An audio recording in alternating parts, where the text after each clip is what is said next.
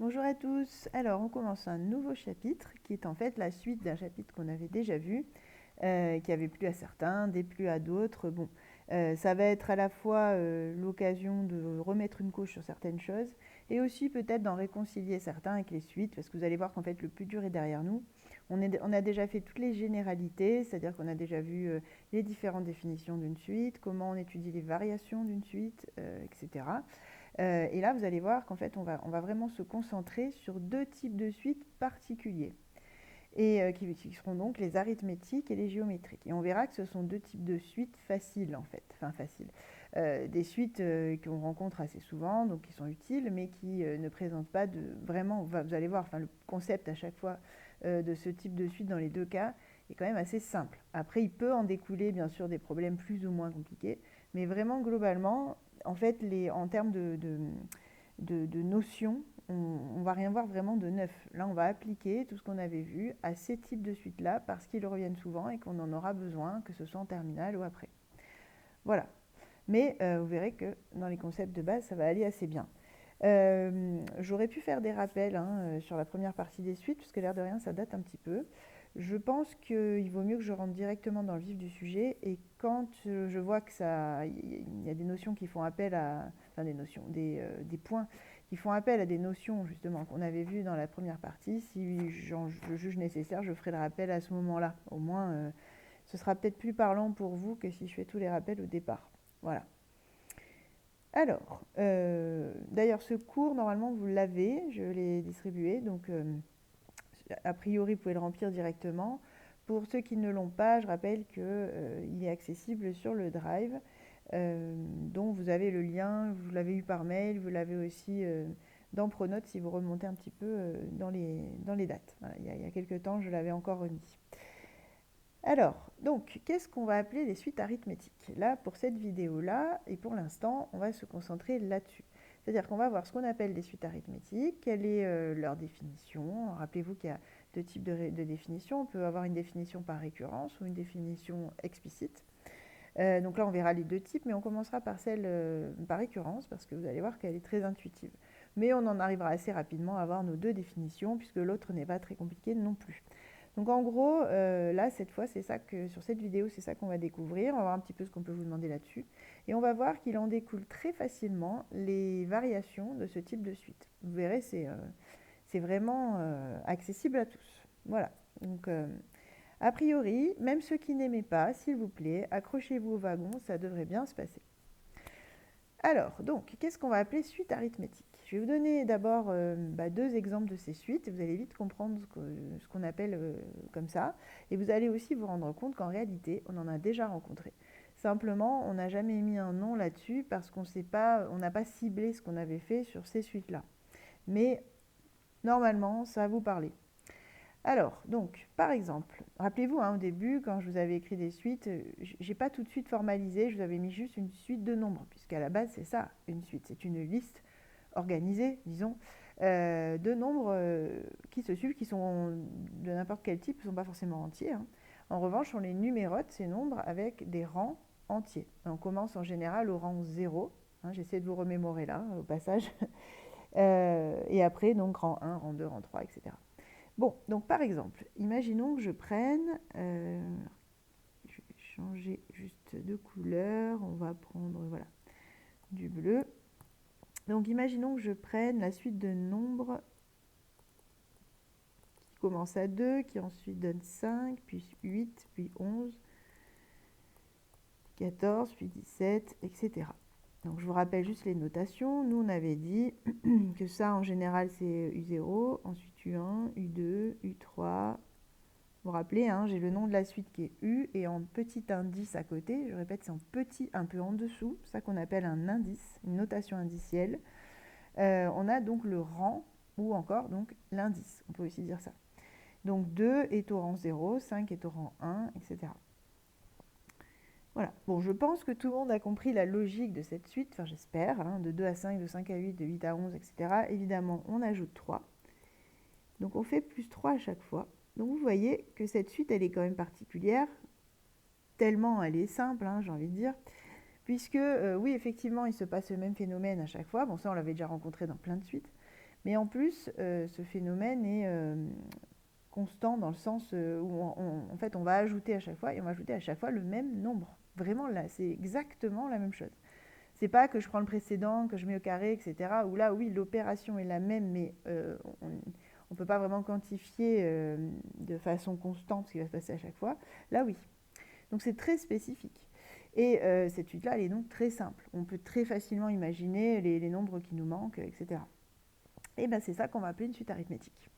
Donc ce sera justement une suite où pour passer d'un nombre au suivant, on va tout le temps ajouter le même nombre. Attention, ce nombre peut être négatif par contre. Donc on peut aussi soustraire à chaque fois.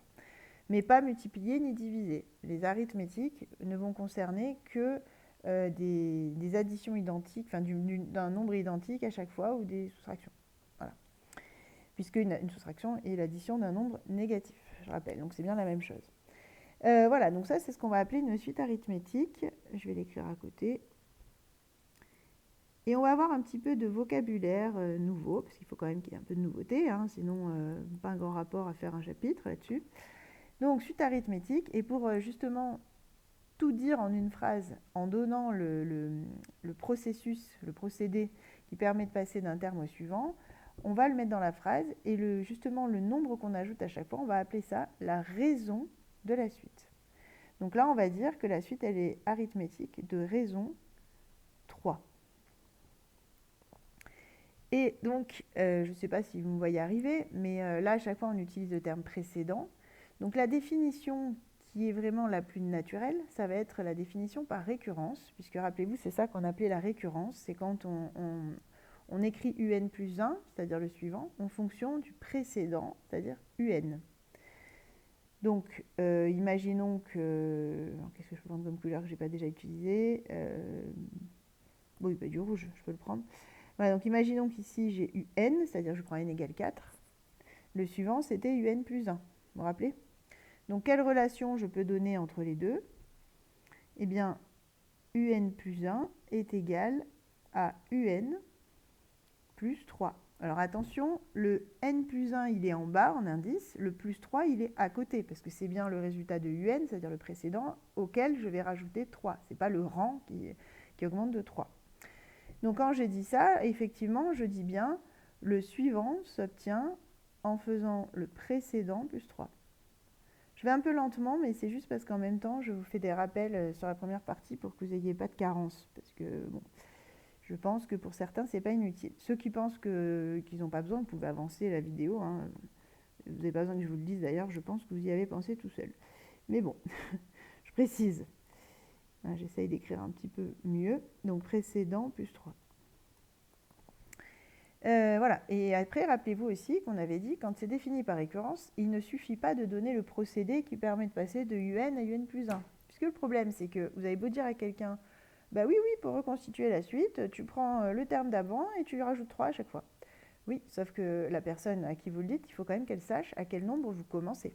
Sinon, elle sera incapable de reconstituer la suite que vous avez vous pensez.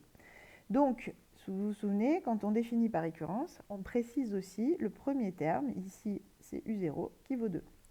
Voilà, quand j'ai écrit ça, j'ai donc écrit la définition, enfin ce qui est au-dessus, c'est pas la peine, la définition par récurrence de cette suite, UN, qui est donc arithmétique de raison 3. Donc en gros, je vais retrouver le premier terme et ici la raison de la suite. Si à chaque fois on augmente, qu'on additionne, on va avoir plus la raison. Si à chaque fois on diminue, c'est-à-dire qu'on va soustraire, on aura moins un nombre et la raison sera négative dans ce cas. Voilà. Alors justement, un autre exemple. Donc ça, premier exemple. Deuxième exemple. Imaginons que je prenne la suite qui commence à 3, qui ensuite donne 5 demi, puis 2, puis 1 demi, non, 3 demi, pardon. 3 demi, 1, 1 demi, 0, moins 1 demi, moins 1, etc. Donc même principe, là j'ai eu 0, U1, U2. Alors est-ce qu'elle est arithmétique celle-là? Oui, mais je vais avoir cette fois une raison négative. Puisque finalement, qu'est-ce qui se passe à chaque fois? Pour les plus observateurs, il suffit de regarder ici, là, entre 1 demi et 0, on fait moins 1 demi. En fait, ça marche partout. 1 moins 1,5, ça fait aussi 1,5. Dès le départ, 3 moins 5,5. 3, c'est 6,5. Hein. Donc, ça fait bien 5,5, etc. Donc, de partout, j'ai bien moins 1,5 à chaque étape. Donc, elle est bien arithmétique, mais cette fois-ci, la raison sera négative puisqu'on va diminuer à chaque étape. Et donc, on dit qu'elle est arithmétique, cette fois-ci, de raison moins 1,5. On verra que ça peut se démontrer, hein, parce que là, bon, je suis sur des exemples concrets et simples. Mais voilà, on va voir, après on va mettre un peu plus de théorie là-dessus, mais bon, le principe est là. Hein. Du coup, si j'écris la définition par récurrence, je vais avoir un plus 1 égale, alors je prends le précédent et je lui rajoute moins 1,5. Autrement dit, je fais moins 1,5. Donc un, un peu plus loin, moins 1,5. Et pareil, il faut fournir le premier terme, qui je vous rappelle d'ailleurs n'est pas toujours U0, hein, je le redis, je l'avais dit plein de fois, mais des fois c'est U1, des fois c'est U2, ça dépend. Bon là, moi j'ai numéroté à partir de 0, donc U0 égale 3. Et je ne l'ai pas écrit, mais à chaque fois c'est valable pour tout n bien sûr. Hein. C'est-à-dire que quel que soit le rang, vous prenez le précédent, vous enlevez 1,5. Voilà, la formule reste bonne. En fait, ça vous donne la formule de construction de la suite. Voilà, donc bon, on va récapituler cette définition d'une suite arithmétique et récapituler aussi sa relation de récurrence. Alors, donc une suite est arithmétique, qu'on va souligner tant qu'à faire, lorsque, à partir de son premier terme, oui bon, on va peut-être pas l'écrire, lorsque on passe d'un terme au suivant en ajoutant toujours le même nombre. On va l'écrire comme ça. Donc lorsqu'on passe d'un terme au suivant, on appelle les termes, je vous rappelle que ce sont les différentes valeurs successives de la suite. Hein. Lorsqu'on passe d'un terme au suivant, en ajoutant toujours le même nombre.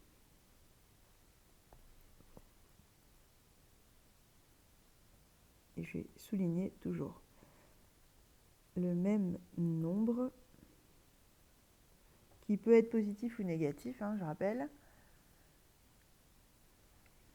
Nombre, oui, bon, c'est un réel, on va l'écrire. Appelé, justement, la raison de la suite.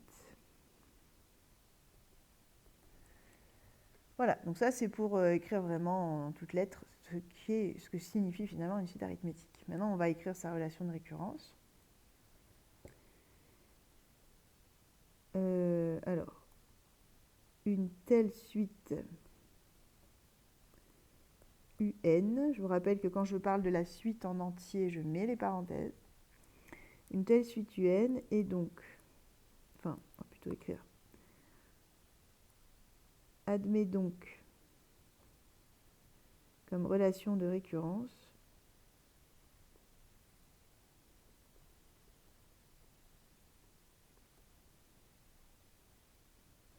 donc c'est ce qu'on disait tout à l'heure, sauf que l'on va généraliser, UN plus 1 égale UN plus R, où R justement est la raison. On va l'écrire. Et U0, bah, ça dépend de l'exercice. Donc justement, ça c'est la raison de UN, donc de la suite UN. Et ça, ce sera donc ce qu'on appelle le terme initial. Bon, ça on l'avait déjà vu dans les généralités. Voilà, j'avais laissé de la place, mais en fait ça sert à rien parce que il y avait largement de la place. On a fini d'écrire ici. Ok, ensuite, donc les remarques. Intéressant. Justement, comment on va démontrer qu'une suite est arithmétique? Ben, en fait, c'est très simple. Si jamais on vous donne, on va le faire dans l'exemple, hein, donc là je vous en donne pas forcément une autre, mais on vous donne l'expression de la suite UN, qu'on vous la donne sous forme explicite ou sous relation de récurrence, peu importe, le principe va rester le même. Comment je peux savoir si j'ai une suite arithmétique? Eh bien, si vous avez une suite arithmétique, vous avez entre UN-1, UN plus 1, etc., vous avez toujours normalement la même raison qui s'additionne. Donc, qu'est-ce que vous allez faire? Vous allez dire, bon, ok, je prends n quelconque, du coup ce sera vrai pour tous les n si j'arrive à le montrer, et je vais montrer qu'entre un et un plus 1, il y a bien une différence de r, c'est-à-dire que je vais faire un plus 1 moins un, et je vais essayer donc de calculer et de montrer que finalement les n s'éliminent, il ne me reste plus qu'un nombre. Et donc ça prouve bien que la différence entre un terme et le précédent vaut tout le temps un même nombre qui ne dépend pas de n, c'est-à-dire que ce nombre ne va pas varier à chaque étape. Donc on est bien sur un exemple de suite arithmétique si jamais on tombe sur ça. Voilà, donc si par exemple là, quand vous faites un plus 1 moins un, vous tombez sur 2 ou sur 4 ou sur moins 1 ou sur un demi ou je ne sais quoi, ben, c'est gagné. Vous avez quelque chose qui ne dépend pas de n, qui est fixe, qui est constant. Donc ça veut dire qu'à chaque fois, l'écart est bien constant, égal à tel nombre. Et en plus, le nombre que vous trouvez, c'est exactement la raison. Voilà. Donc c'est assez efficace et pas très difficile. Vous allez le constater quand on va faire l'exemple. Donc du coup, on peut remplir la remarque en espérant que vous ayez compris ce que j'ai dit. Donc pour montrer qu'une suite un est arithmétique, il suffit donc de montrer que, alors on va l'écrire dans la bonne couleur, que un plus 1 moins un égale une constante, c'est-à-dire un nombre réel. Voilà. Pour tout n, je n'avais pas prévu de l'écrire, mais j'insiste, parce que c'est vraiment important. Il ne faut pas me dire, ah ben tiens, U4 moins U3, ça fait 10, donc c'est bon, elle est arithmétique. Non, il faut que ce soit vrai à toutes les étapes. Donc il faut que ce soit vrai pour n. Parce que le fait de garder la lettre, ça va vous assurer que c'est vrai pour tous les n et donc pour tous les rangs. Et cette constante, justement, est alors la raison de un. Dès lors que vous avez démontré qu'elle est arithmétique, on peut parler de raison de la suite. Le mot raison d'une suite ne s'appliquera que aux suites arithmétiques et géométriques. Donc après, essayez de ne pas mélanger non plus quand vous avez une suite qui ne l'est pas. Hein. Alors, exemple, justement. Imaginons qu'on vous donne un, là, elle est définie de façon explicite. Hein, rappelez-vous. Là, j'ai un écrit comme une fonction, c'est-à-dire si je remplace n par x, je fais 10 moins 2x, ça ressemble bien à une fonction affine d'ailleurs. Au passage, on va en reparler de ça. Donc elle est bien définie explicitement. Si elle était définie par récurrence, j'aurais un plus 1 égale un truc en fonction de un. Il y aurait du u des deux côtés. Un plus 1 et un. Là, j'ai du u que d'un côté. Comme quand je définis une fonction f de x, j'ai du f que d'un côté. Voilà, donc elle est définie explicitement. Ça, c'est un petit rappel. Alors, montrer que la suite est arithmétique. Alors, qu'est-ce qu'on a dit? On a dit qu'il nous faut calculer un plus 1 moins un et voir ce que ça donne. Alors, encore un rappel. Rappelez-vous, un plus 1, c'est pareil que u parenthèse n plus 1. En fait, on a modifié au fil du temps les notations, mais à la base, une suite, rappelez-vous, c'est une fonction finalement pour laquelle je ne prends que les images des entiers. Mais ça reste quand même une fonction, donc on pourrait la noter comme une fonction avec des parenthèses. Et ça vous permet de voir que le n plus 1 remplace le x en fait ou le n. C'est-à-dire que le n plus 1 est bien l'antécédent dans son entièreté. Tout le n plus 1, pas que n par exemple. Donc ça veut dire que si je veux un plus 1, ben, je vais aller prendre ma formule pour un, hein, mon expression ici, et à la place de n, ici, je vais mettre n plus 1. Et après, pour l'autre, pour un, il n'y aura pas de souci, je n'aurai rien à changer. Alors, du coup, bon, ça on l'a déjà vu, hein, on l'avait fait quand on avait travaillé sur les variations, mais je me permets quand même de revenir sur toutes les explications, comme ça on ne sait jamais. S'il y en a qui avaient eu du mal, c'est peut-être l'occasion. Voilà, donc ce que j'ai écrit là, du coup, c'est bien un plus 1. J'ai pris un et j'ai remplacé n par n plus 1. On fait bien attention aux parenthèses, parce que quand j'ai 2 fois n au départ, si je remplace n par n plus 1, le 2 concerne aussi, enfin va s'appliquer à tout n plus 1. Donc il faut bien mettre des parenthèses. Ensuite, moins, et justement, un, ben, on n'a plus qu'à le réécrire, là il n'y a pas de modification, 10 moins 2n. Et on fait attention, ce moins là qui est là, il va s'appliquer à tout ce qui est derrière, donc pareil, parenthèse. Ensuite, on calcule, bon ça normalement vous savez faire, je développe le 2, donc ça me fait moins 2n moins 2, moins, je vais développer le moins aussi, je vais l'appliquer à tout le monde, donc moins 10 plus 2n. Voilà, et donc là on constate que finalement il se passe des choses intéressantes, hein, les 10 s'en vont, les 2n s'en vont, il me reste moins 2. Ah bah tiens, moins 2 ne dépend pas de n, c'est un nombre constant, c'est une constante. Donc, oui, effectivement, elle est arithmétique, puisque là, je viens de démontrer que d'un terme au suivant, à chaque fois, je fais moins 2. Donc oui, elle est arithmétique de raison moins 2. Voilà, vous verrez que les calculs, quand elle est arithmétique, puisque si elle l'est pas, c'est autre chose, quand elle est arithmétique, les calculs sont assez simples à effectuer. Et quand elle n'est pas arithmétique, en fait, vous ne faites pas forcément une démonstration sur tout n. Vous trouvez juste un contre-exemple. Donc dans ce cas-là, il faudra juste démontrer que par exemple, entre U2 et U3, ça augmente de 8 et qu'entre U3 et U4, ça diminue de 2, par exemple. Voilà. Ou ça augmente de 3. Enfin, montrer juste qu'il existe deux étapes différentes où la raison, entre guillemets, enfin, s'il y en avait une, n'est pas la même. Et ça suffit pour montrer qu'elle n'est pas arithmétique. Bref, alors revenons à nos moutons. Du coup, UN est arithmétique. 2 raisons moins 2. Voilà. Et ensuite, ah ben tiens, les variations, parce qu'on va y venir. Et vous allez voir que c'est très facile. Essayez de vous souvenir, quand on l'a fait ça, les variations des suites, on avait vu que justement, pour étudier les variations d'une suite, on étudie la plupart des cas, mais pas tout le temps. Je ne sais pas si vous vous souvenez, mais on avait vu 3 méthodes possibles. La plus utilisée, c'était UN plus 1 moins UN, justement, parce que ça nous donne l'écart entre le suivant et le précédent. Et donc, si cet écart est positif, ça veut dire que le suivant il est plus grand que le précédent. Donc, on va dans l'ordre croissant, on augmente. Alors que si UN plus 1 moins UN est négatif, ça veut dire que le premier, donc UN plus 1, est plus petit que le précédent UN. Et donc, dans ce cas-là, on irait en diminuant, donc avec une suite décroissante. Donc, autrement dit, cela revient à étudier le signe. Rappelez-vous, on l'a écrit plein de fois, ça. Donc, cela revient à étudier le signe de UN plus 1 moins UN.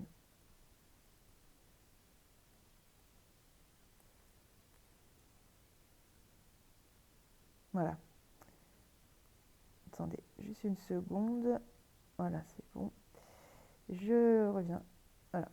Alors, donc cela revient à étudier le signe de UN plus 1 moins UN. Or, justement, UN plus 1 moins UN, c'est égal à moins 2. Donc c'est très facile à étudier, il n'y a même pas de n. Donc c'est quelque chose qui a un signe constant, puisque c'est un nombre. Moins 2, pas besoin de me faire un tableau de signes. Hein. Moins 2, c'est un nombre négatif. Donc c'est négatif pour tout n. Autrement dit, je suis devant une suite qui est décroissante. Alors là, je vous ai fait toute la démonstration, mais on va essayer de prendre un peu de recul et décroissante. Maintenant, essayons d'être juste logiques, sans connaître forcément les suites, sans connaître forcément les notions de première générale. On vous dit, je prends une suite qui est arithmétique, on vous explique ce que c'est, c'est-à-dire on vous dit, bah oui, chaque fois on va additionner la même chose, on va additionner moins 2, donc autrement dit, on va diminuer de 2 à chaque fois. Je pense que si vous prenez juste un peu de recul, vous pouvez deviner tout seul que ça va être décroissant. Du coup, si à chaque fois je fais moins 2, a priori, ça va décroître. Donc, on vient de démontrer une évidence hein, quand même. Mais on attend de vous que justement vous fassiez le lien entre des choses qui pourraient paraître évidentes, qui le sont quand même hein, dans ce cas-là, mais c'est un début, et justement, comment dire, la formalisation, c'est-à-dire l'écriture mathématique des choses qu'il y a derrière ça. Donc là, en l'occurrence, des suites, des écarts entre les différents termes, etc., qui permettent habituellement de démontrer. Mais là, effectivement, c'est quand même très simple. Donc, je pense que du coup, vous allez vous souvenir quand même assez rapidement des variations. On ne vous demandera pas d'ailleurs forcément de démontrer à chaque fois, hein, mais il faut quand même avoir compris d'où ça vient, cette histoire de croissant-décroissant, et comment c'est relié à la définition qu'on avait vue sur les variations. Donc, si on récapitule les propriétés qui en découlent, puisque vous avez bien compris qu'on va avoir croissant aussi dans le même genre, et constante aussi.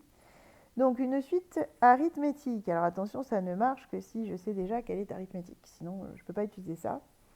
Elle est croissante si et seulement si. Alors je rappelle que si et seulement si, ça veut dire équivalent. Ça veut dire que le raisonnement peut aller dans les deux sens. Donc elle est croissante si et seulement si sa raison est strictement positive.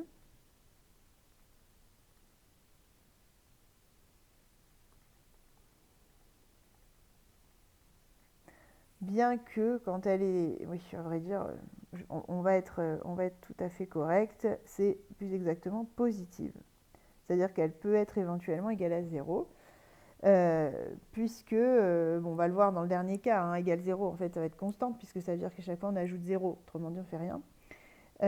Et une suite constante est considérée comme à la fois croissante et décroissante, justement. Puisque on ne dit pas strictement croissante là. Si j'avais précisé strictement croissante, j'aurais mis la raison strictement positive. Alors, décroissante, même principe, si et seulement si sa raison est négative. Et elle est constante si et seulement si sa raison est nulle. Donc quand on a égale 0, la raison égale à 0. Bon voilà, j'espère que c'est quand même assez logique pour vous, hein. Si la raison est positive, c'est que j'additionne à chaque fois, donc elle est croissante, une suite arithmétique. J'additionne un positif, hein, je veux dire. Et si elle est décroissante, ça veut dire que j'additionne un négatif, donc autrement dit... Non, pardon, qu'est-ce que j'ai raconté? C'est plutôt dans le sens que je faisais mon raisonnement, bon, c'est pas grave.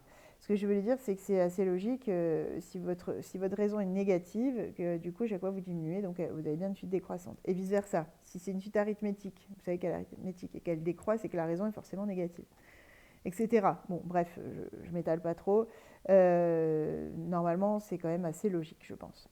Donc, les exemples qui vont nous amener au dernier point de cette vidéo, qui sera la définition explicite, justement, des suites arithmétiques, qui est très importante, on s'en sert très souvent.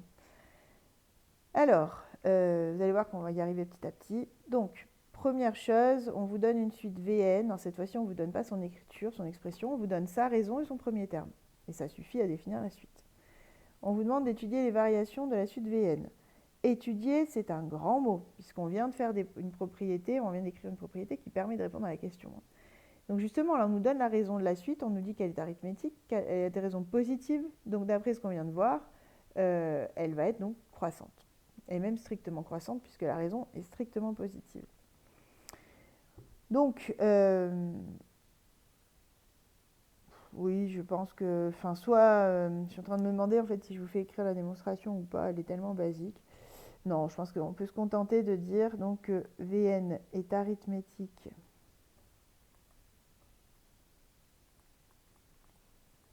de raison positive, donc Vn est croissante, même strictement croissante.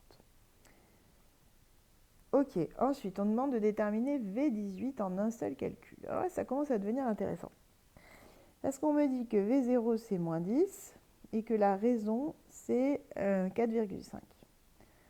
Autrement dit, on commence à V0 avec moins 10, V1 j'ajoute 4,5, donc je suis à moins 5,5, V2 j'ajoute 4,5, je suis à moins 1, V3 j'ajoute 4,5, je suis à 3,5, V4 j'ajoute 4,5, je suis à 8, bon, etc.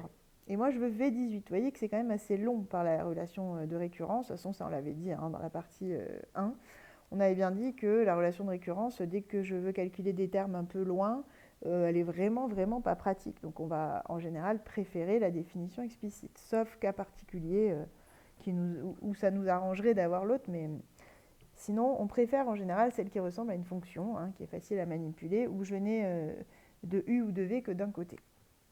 Bon, bref, ça ne me donne pas V18. Mais si on réfléchit bien, il y en a peut-être parmi vous qui ont déjà bien compris ce que j'allais dire, sûrement.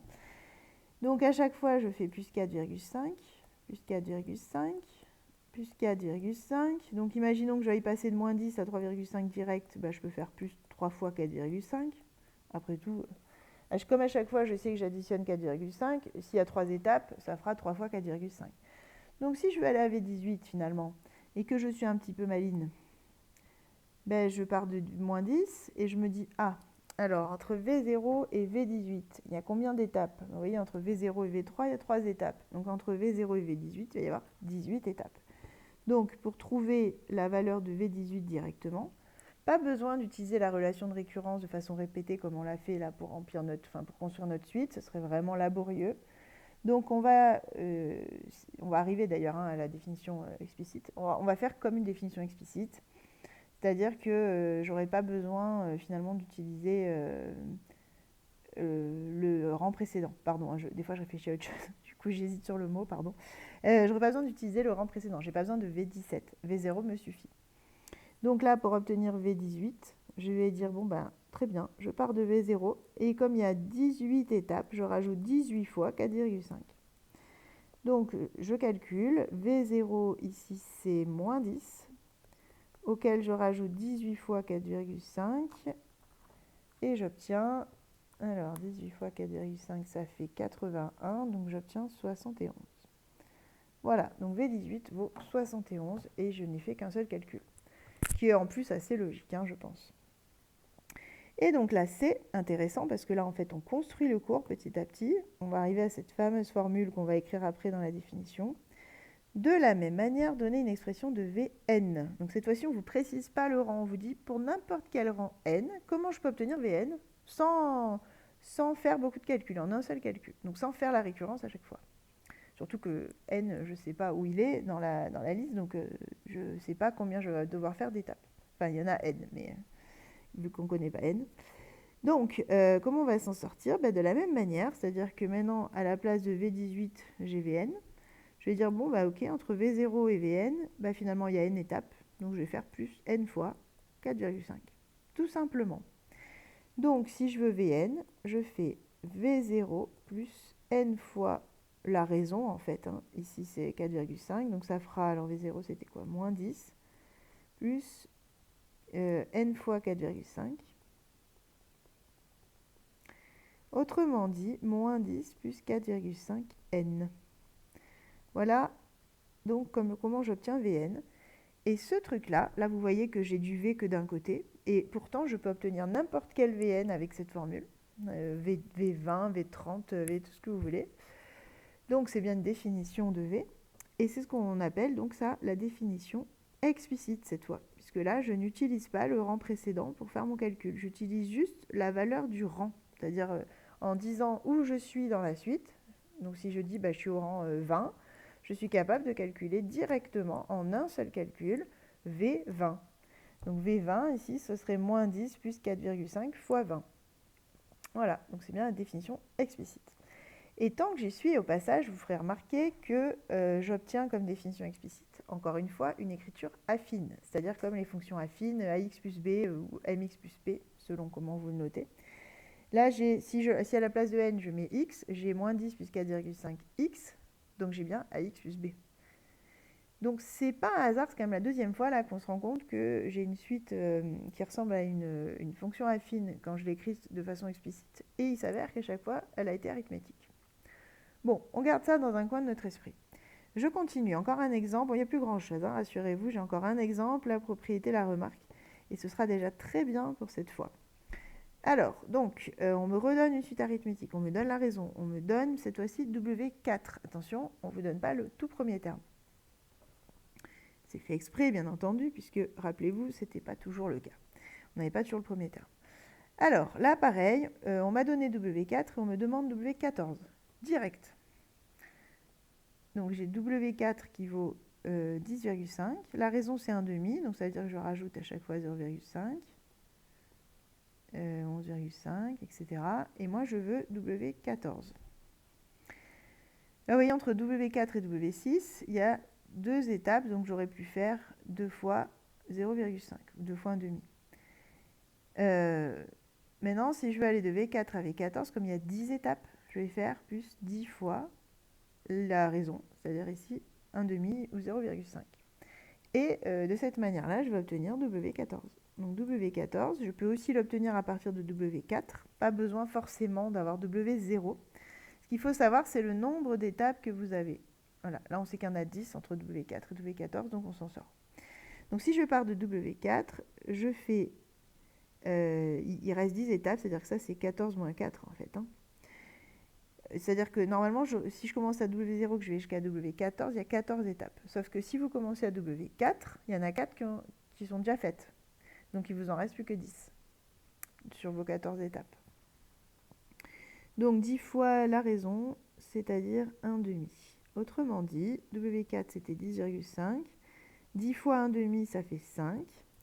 Donc 15,5. Voilà. ça, c'était pas très dur.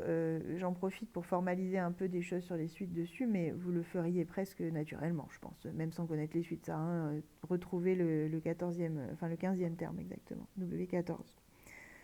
Alors, le B. Donner une expression de Wn en fonction de n. Donc, même principe. Je veux cette fois-ci généraliser, à la place de 14, mettre n. Donc, qu'est-ce que ça va changer? Si là, à la place de 14, je mets n, il y aura donc n étapes. Et donc, au lieu de faire 10 fois... Ah non, pas n, pardon. Il y en a n, mais on en a déjà fait 4 ici, avant W4. Donc, il n'en reste plus que n-4. Donc, je répète, hein, on va aller jusqu'à n. Donc, on voudrait faire n étapes, sauf qu'on part de W4. Donc, il y a déjà 4 étapes qui ont été faites. Donc, au lieu d'en avoir n, on en a n-4 à parcourir, à faire. Voilà, donc ça va être n-4 fois 0,5.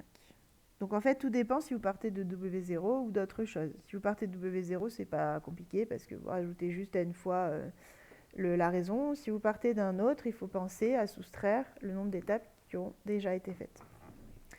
Donc Wn, ce sera W4 plus n-4 fois 1,5, puisque justement n-4, ce sont le nombre d'étapes restantes entre W4 et Wn. Bon, je ne l'écris pas, je l'ai dit. Après, à vous de le noter si ça vous intéresse. Je ne veux pas non plus... parce que je vulgarise beaucoup pour vous expliquer les choses. Après, de là à l'écrire... bon, voilà, si vous avez compris ce que je viens de dire, c'est déjà très bien. Donc, W4, 10,5 plus n-4 fois 0,5, puisque j'ai tout mis en décimale.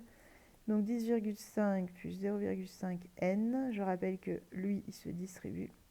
Moins 2. Autrement dit, 0,5 n plus 8,5. Voilà Wn. Et qu'est-ce qu'on constate? Ah, bah tiens, une fonction affine, avec un n à la place de x. Voilà. Allez, on généralise, on va écrire donc ce qu'on vient de découvrir, c'est-à-dire que finalement, je n'ai pas tellement besoin de la relation de récurrence, puisqu'à partir de W0, je peux absolument accéder à n'importe quel terme en rajoutant le nombre d'étapes fois la raison. Alors, donc, propriété. Pour tout entier, n et p. Alors, on va voir ce qu'on fait de p, vous allez voir. D'abord, on va écrire la plus facile. Un égale u0 plus n fois r. Vous vous rappelez, c'est la première que j'ai utilisée là dans l'exemple 1. C'est-à-dire que si je pars de u0, pour obtenir un, je rajoute n fois la raison, puisqu'il y a n étapes. Ou encore, alors celle-là c'est bien, celle qu'on vient d'écrire c'est bien si vous avez U0. Mais si à la place de U0, vous commencez par, comme tout à l'heure, W4. Voilà, il faut savoir faire aussi. Donc c'est pour ça que je vais la généraliser. Imaginons que je veuille atteindre UN en partant de UP. Donc ce que j'appelle P, c'est celui dont vous disposez vous. Donc là c'était tout à l'heure, là, W4, ça donnait donc P égale 4. Donc le premier terme dont vous disposez. UP plus... Et donc, au lieu d'avoir n étapes, j'en ai n moins p, puisque je pars de up, donc il y en a p qui ont déjà été faites. Donc, n moins p fois la raison. Ça, c'est la plus générale de formule. C'est-à-dire qu'avec cette formule-là, finalement, vous pouvez gérer n'importe quel exercice. La première, vous pouvez gérer 90% des exercices. Donc, c'est bien déjà. Mais la deuxième, pour certains exercices, on en aura besoin. Donc, et puis, c'est la plus générale. Donc, bon, j'ai envie de dire... c'est quand même bien aussi de la connaître, voilà, d'avoir entre guillemets la vraie version. L'autre, elle est vraie aussi, hein, c'est juste qu'elle est plus ciblée.